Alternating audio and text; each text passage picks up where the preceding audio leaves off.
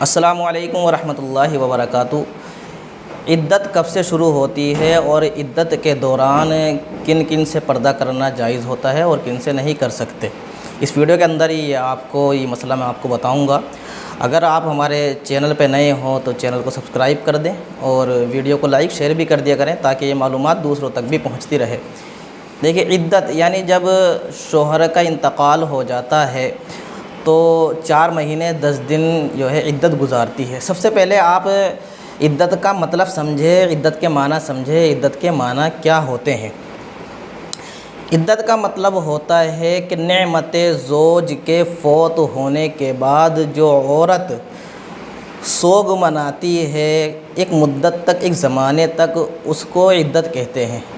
नेमत ज़ोज यानी जो नेमत शोहर की शक्ल में औरत को अल्लाह तबारक व तआला ने दी थी, वो नेमत जो है फ़ौत हो गई। अब इंसान के जिस्म से रूह निकल गई, तो नेमत जब फ़ौत हो गई तो उस फ़ौत होने के बाद वो नेमत उसकी औरत की ख़त्म हो गई। तो उस नेमत के ख़त्म होने के बाद अब औरत एक ज़माने तक, एक मुद्दत तक सोग में रहती है, यानी बनाव सिंगार नहीं कर सकती, इसी तरह से तेल वगैरह नहीं लगा सकती और दूसरी बातें भी हैं, इस वीडियो के अंदर मैं नहीं बता सकता। तो एक मुद्दत तक, यानी जो ज़माना 4 महीने 10 दिन का शरीयत ने बताया है, वो 4 महीने 10 दिन तक औरत जो है वो सोग में रहती है, तो इसको इद्दत कहते हैं। अब लोगों के दरमियान ये मशहूर है कि इद्दत का वक्त जो है जब शुरू होता है जब जनाज़ा घर से निकल जाए, और ये बात मैंने अपने कानों से खुद भी सुनी है। तो ये बात जो है लोगों के दरमियान बिल्कुल गलत फैली हुई है। इसी बात को बताने के लिए मैं आपको के पास ये वीडियो बनाकर भेज रहा हूँ कि इद्दत जो है कब से शुरू होती है। देखिए, जैसे ही मर्द के जिस्म से रूह निकल जाती है, उसका इंतकाल हो जाता है, उसी वक्त से इद्दत शुरू हो जाती है। ये जो हमारे दरमियान बात फैली हुई है हमारे मुआशरे के अंदर कि जब जनाज़ा घर से बाहर चला जाएगा, या इसी तरह से औरत जो है जनाजे के पीछे पीछे जो है घर की दहलीज तक जाएगी, उस वक्त से इद्दत शुरू होती है, तो ये बात गलत है। जैसे ही रूह निकली उसी वक्त से जो है इद्दत शुरू हो जाती है। तो ये मसला आपको समझ में आ गया होगा कि इद्दत का वक्त जो है जब से शुरू हो जाता है, जब से जो है इंसान के जिस्म से रूह निकल जाए।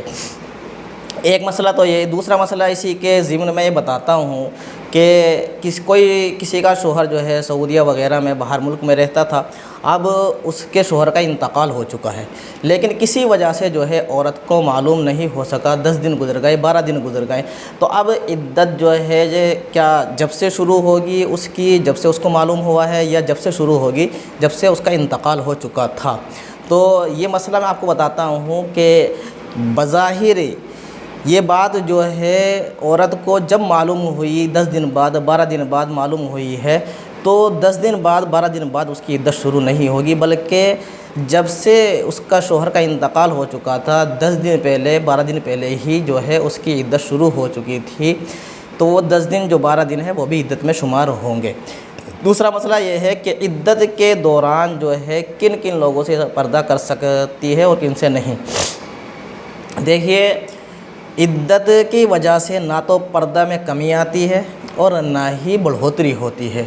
ऐसा नहीं है कि जिनसे इद्दत के दौरान पर्दा है तो इद्दत से पहले उनसे पर्दा ना हो, और ऐसा भी नहीं है कि जिनसे इद्दत से पहले पर्दा नहीं था तो इद्दत में जो है उनसे पर्दा होगा। बल्कि जिनसे इद्दत से पहले पर्दा था तो इद्दत में भी उनसे पर्दा रहेगा, और जिनसे इद्दत से पहले पर्दा नहीं था तो इद्दत में भी उनसे पर्दा नहीं रहेगा। यूँ कह लीजिए, मैं आपको आसान लफ्ज़ों में यह समझा देना चाहता हूँ कि जिनसे निकाह करना जायज़ है उनसे पर्दा करना भी ज़रूरी है, और जिनसे निकाह करना हराम है तो उनसे इद्दत में पर्दा नहीं किया जाएगा। जैसे एग्ज़ाम्पल के तौर पर, मिसाल के तौर पर मैं आपको बताता हूँ कि दामाद का अपनी सास से निकाह करना जो है हराम है, तो इद्दत के दौरान जो है दामाद, यानी सगा दामाद अगर है तो अपनी सास के सामने जा सकता है, बातचीत भी कर सकता है। और ऐसे ही फूफी का अपने सगे भतीजे से निकाह करना हराम है, तो फूफी जो है इद्दत में बैठी हुई है, तो अब जो सगा भतीजा है उनका वो फूफी के पास जा सकता है। तो जिनसे निकाह करना जायज़ है, जिनसे निकाह कर सकते हैं, तो इद्दत के दौरान उनसे बात नहीं कर सकते।